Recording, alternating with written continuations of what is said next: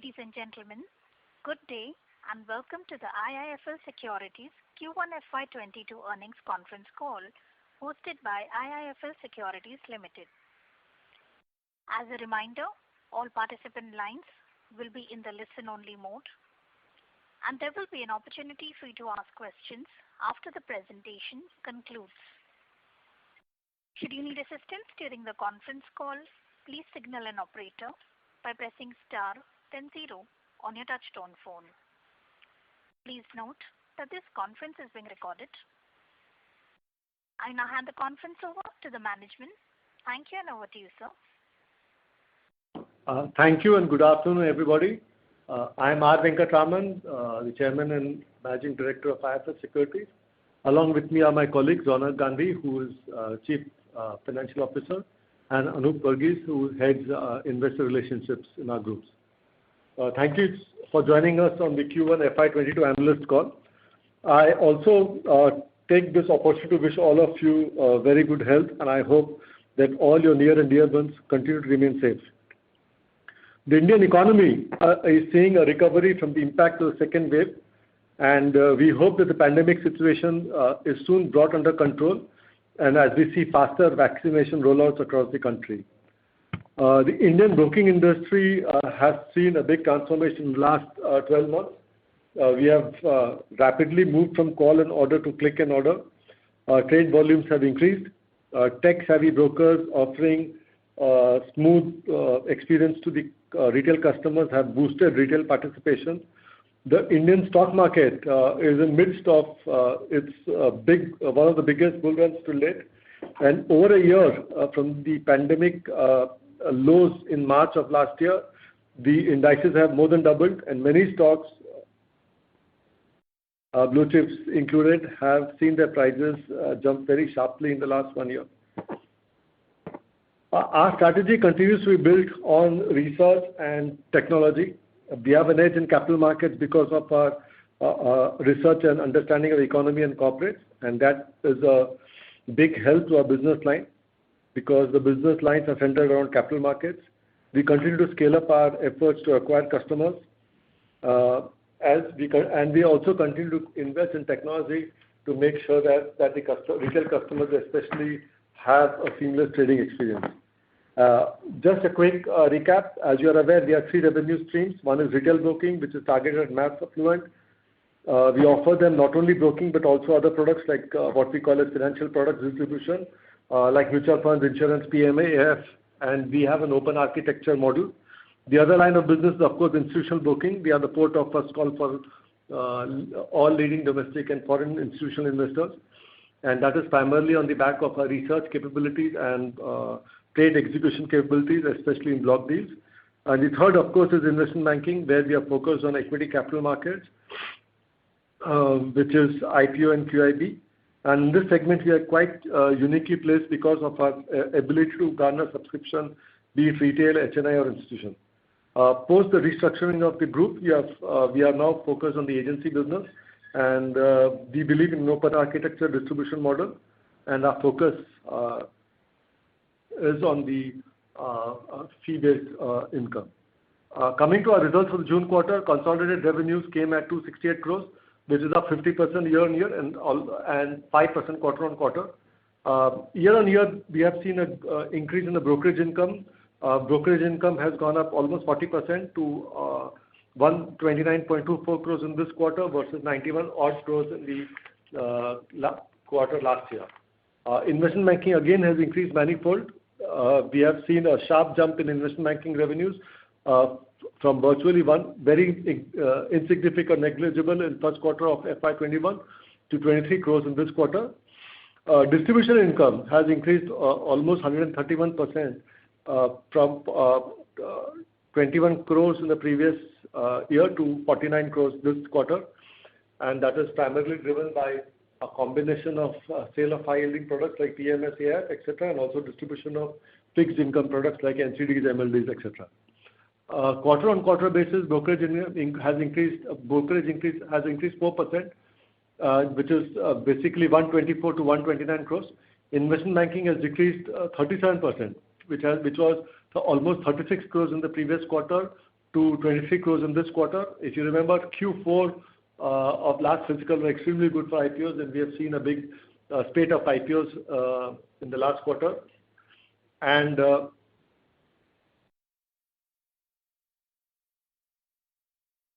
now coming to FPD income, again FPD income also has seen a big growth as I mentioned earlier, because that was 27 crores for the previous quarter, that is Q4 FY21, which has become close to 50 crores in this quarter. The other income was virtually flat on a quarter-on-quarter basis, and it is down on a year-on-year basis, and that is primarily because if you remember last year first quarter we had mark-to-market gains in some investment products. Coming to expenses, employee cost was up 5% quarter-on-quarter to 66 crores because of increase in headcount. We have seen an increase in headcount to 2,136 from 1,928, and which was 1,886 in the first quarter of FY21. And that was also in this quarter we have seen salary increments taking place. So the expenses went up on a combination of these two factors. And finance cost is flat. Admin cost was up 13% on quarter-on-quarter basis to 87 crores, primarily on the back of sub-brokerage payout. Year-on-year, the increase has been sharper to 63%. That is a combination of not only sub-brokerage payout, as I spoke, but also due to increased spend in marketing as well as technology. Assets under management and custody stood at about 55,141 crores. Coming to some other data, average daily turnover for the first quarter was 52,791 crores, BSE and NSE combined, which was broken into 1,968 crores in the cash segment and 50,823 crores in the derivative segment. The corresponding figures for the Q4 FY21 was 44,153 crores, which was 2,100 crores in the cash segment and 42,049 in the derivative segment. With this, I come to the end of my talk, and the floor is open for any questions that you may have. Thank you so much for giving me a patient hearing. Thank you very much. We will now begin the question and answer session. Anyone who wishes to ask a question may press star and 1 on the touchtone telephone. If you wish to remove yourself from the question queue, you may press star and 2. Participants are requested to use handsets while asking a question. Ladies and gentlemen, we will wait for a moment while the question queue assembles.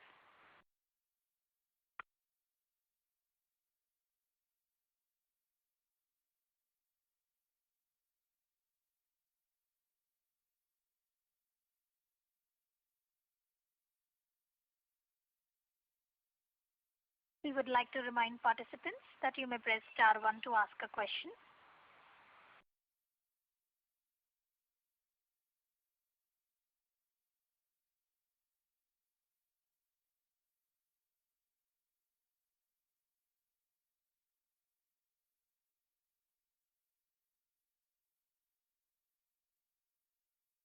Reminder to the participants, anyone who wishes to ask a question may press star and 1 at this time.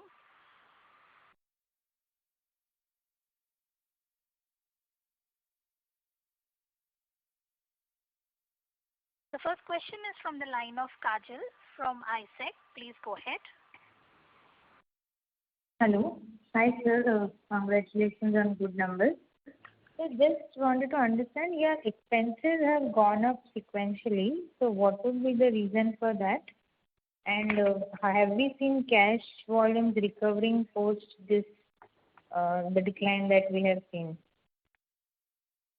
No, if you see on a quarter-on-quarter basis, the items were employee cost, which went up from 63 to 66 crores, which I explained was a combination of both increase of number of employees as well as the increment cycle which took place in the last quarter. Finance cost was virtually flat, and fees and commission expenses were also 34 became 45 because of increased sub-broker payouts, and admin costs were more or less flat at 40 crores. Okay. So have we done anything on the sub-broker channel, like increasing the number or anything? Yes, actually, we are focused on increasing the number of sub-brokers and also cater to the sub-brokers who are actually big. So both in terms of number of sub-brokers as well as quality of sub-brokers, we are working on it. And we also, if you remember, we are developing this AAA platform. So hopefully with a combination of these, all these three things, we should see an increase in the B2B segment. Okay. So, and on the cash volume, what is the trend?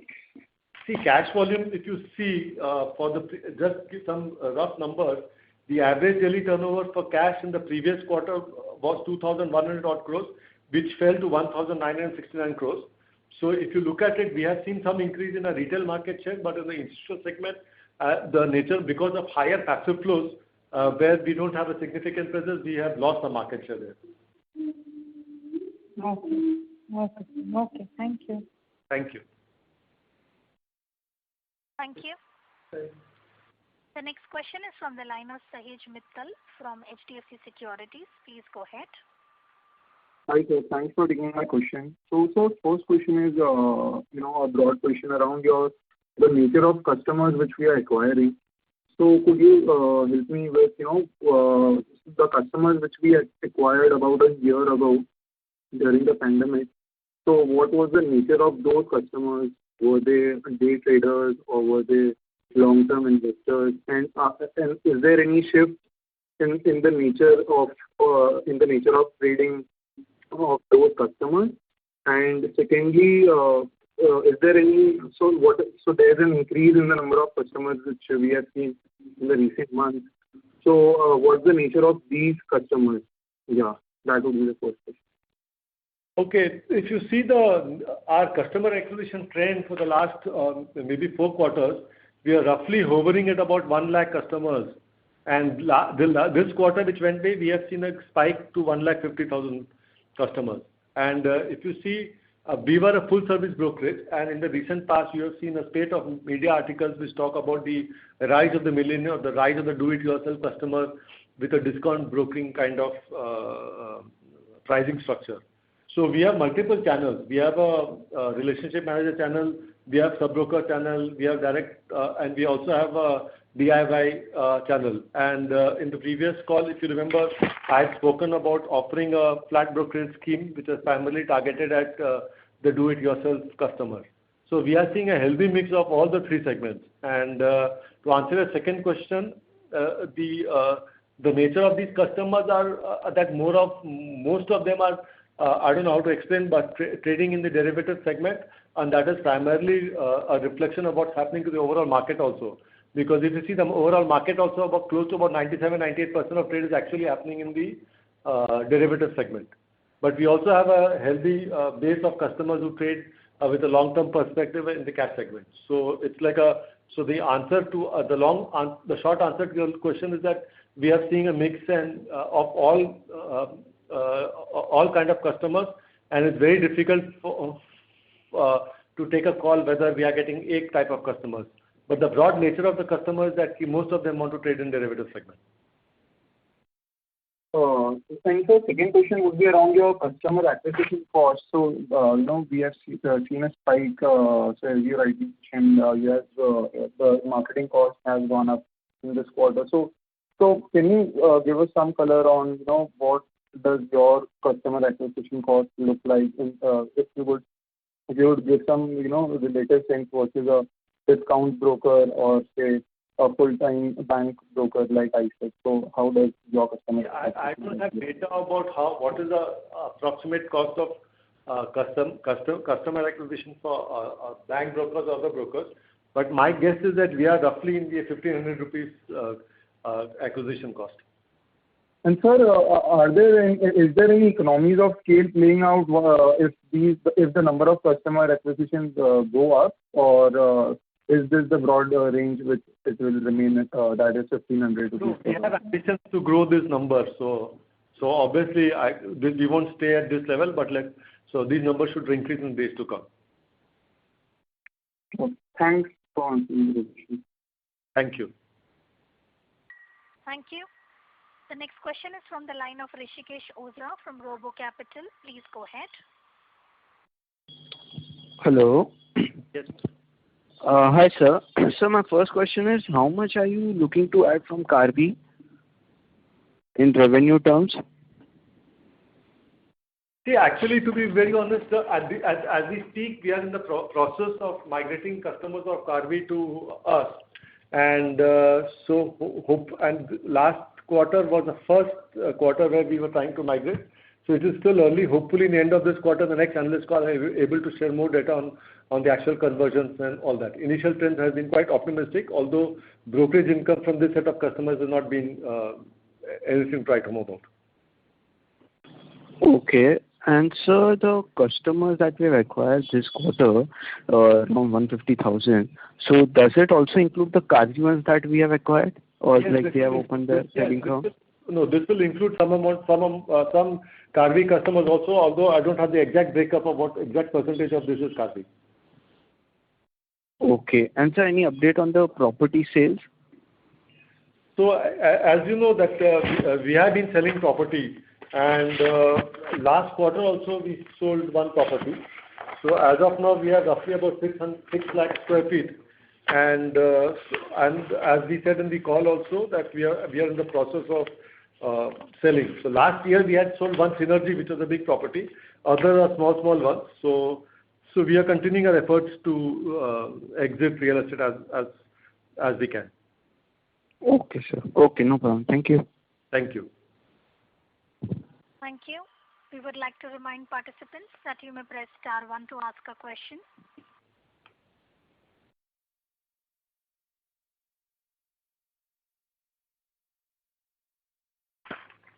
Reminder to the participants, anyone who wishes to ask a question may press star and 1 at this time.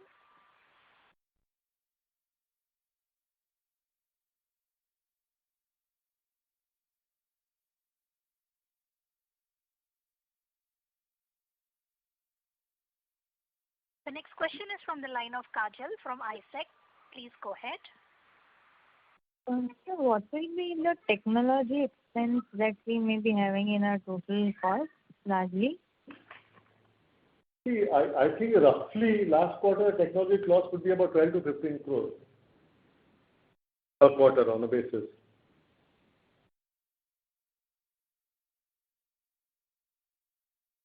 Hello, sir, I could not listen. 12 to 15 crores in a quarter. Okay, sir, okay. Sir, and apart from that, the 1,500 crore, 100 rupees cost of acquisition which you mentioned, what will be the break-even period that we will be seeing there generally for a customer? It should be on a historical basis, the break-even is about 12 to 15 months. Now also it's the same. Earlier it would have been 18 months, now it's down to 15 months because of increased activities. Okay, sir. Thank you. Thank you. Thank you. The next question is from the line of Rishikesh Oza from Robo Capital. Please go ahead. Hi, sir. So I just wanted to ask, what would be your market share in cash and F&O? Okay. See, actually, if you see our market share on a combined basis on a full denominator, not only retail, we are at about cash is at about 2.59% and F&O is about 1.12%. The same figure for the last quarter was 1.02% in derivatives and cash was 2.8. And as I said in the opening remarks, we have seen some loss in the institutional market share because of passive flows. Oh, okay, sir. Okay. Thank you. Participants, to ask a question, you may press star and 1 now.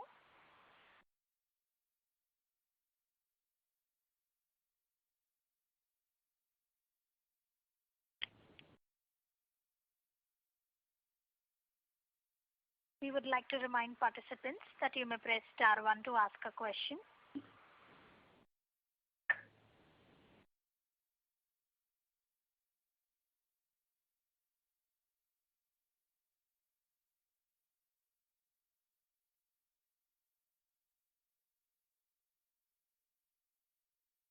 Next question. I'm sorry, sir. Sorry. The next question is from the line of Pranay Zaveri from J&J Holdings. Please go ahead. Yeah, good afternoon, sir. Yeah. Sir, I joined the call a little late, so sorry if I would have been repetitive. I just wanted to know, sir, sequentially, our this broking income is down by about 10 crores. Any particular reason about that, in spite of volumes being higher sequentially? Thank you. No, brokerage was higher only. See, if you look at our brokerage income, the brokerage and related, Sir, I'm seeing the sequential results. I suppose there's a 10 crore.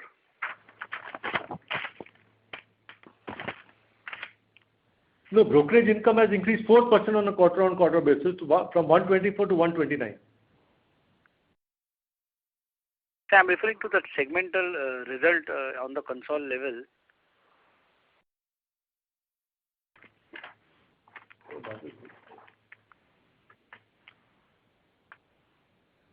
Which is the figure you're looking at? I'll take it offline. I'm referring to the console segmental revenue breakup. Which segment you are referring to? Because if you see, brokerage income has actually increased, so there has been. Which is the figure you're looking at?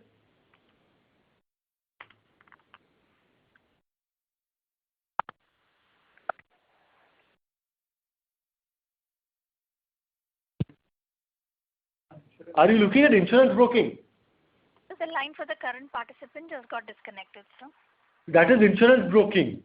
That will be an insurance broking. So that is because of the Q4 effect. Because if you see in insurance, fourth quarter is always the peak quarter, and that is the first quarter is generally a slack quarter. That's the reason why the insurance broking business we are seeing some amount of degrowth.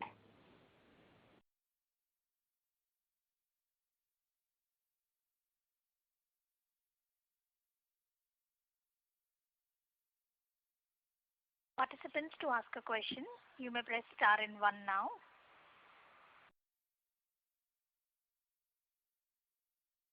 The next question is from the line of Ankit Mehta from Wellsworth PMS.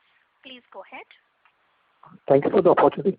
Sir, in the press release, you have mentioned that we will be forming a subsidiary that will be focusing on solving healthcare rates. So, what is the plan on that, sir? See, the new line is adjunct to our existing insurance distribution business. So, as you are aware that we have an insurance distribution business where we sell life as well as non-life products, including health. So, we want to offer value-added services like fitness counseling, nutrition counseling, etc., which improves customer engagement in our distribution business. So, this was the intent behind that. And this will be primarily driven by tech integration with various service providers. Okay. Thank you, sir. Thank you. Thank you. The next question is from the line of Rishikesh Oza from Robo Capital. Please go ahead. Hi, sir. If I look at your financial product distribution revenues, it has been quite high at 49-50 crores. So, any particular reason to that, and is it like sustainable going ahead? See, actually, if you see, as I said in the opening remarks, the financial product distribution income has risen sharply from roughly about 20 crores to 50 crores on a year-on-year basis. And the previous quarter also, it was about 30 crores. So if you look at it sequentially, we are trying to improve our financial products distribution business. Last quarter, we have seen increased activity in PMS, AIF, which are high commission products. Plus, also we sold MLDs and NCDs. So it's a combination of all that. And we hope that, and we'll continue to work hard to make sure that this trend continues. Okay, sir. Thank you. The next question is from the line of Sahej Mittal from HDFC Securities. Please go ahead. Sir, just a follow-up question. What was the property value which we have right now? See, the property, I'm just giving you rough and ready numbers. So we have about 616,000 square feet of property spread across many places: Ahmedabad, Mumbai, Pune, Gurgaon, Hyderabad, Chennai, and we are carrying it at a cost of 224 crores, and the market value will be about 600 crores. 650. Okay, sir. That's all.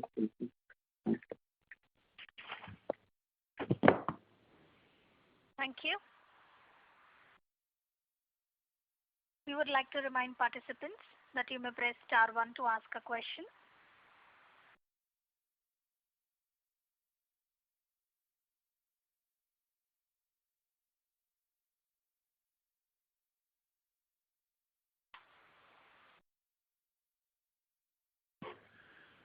If there are no other questions, then I take this opportunity to thank everybody who joined us on the call. Sir, okay, sir. Sorry, what? Sir, you may continue. I'm sorry. Okay, no worries. So I take the opportunity to thank everybody who participated on this call. Should you have any follow-on questions, please feel free to reach out to Anup Varghese or our CFO Ronak, and we'll be more than happy to answer. Thank you so much and have a nice day. And again, as a concluding remark, I wish all of you good health and in these difficult times. Thank you so much. Thank you. On behalf of IIFL Securities Limited, that concludes this conference. Thank you for joining us, and you may now disconnect your lines.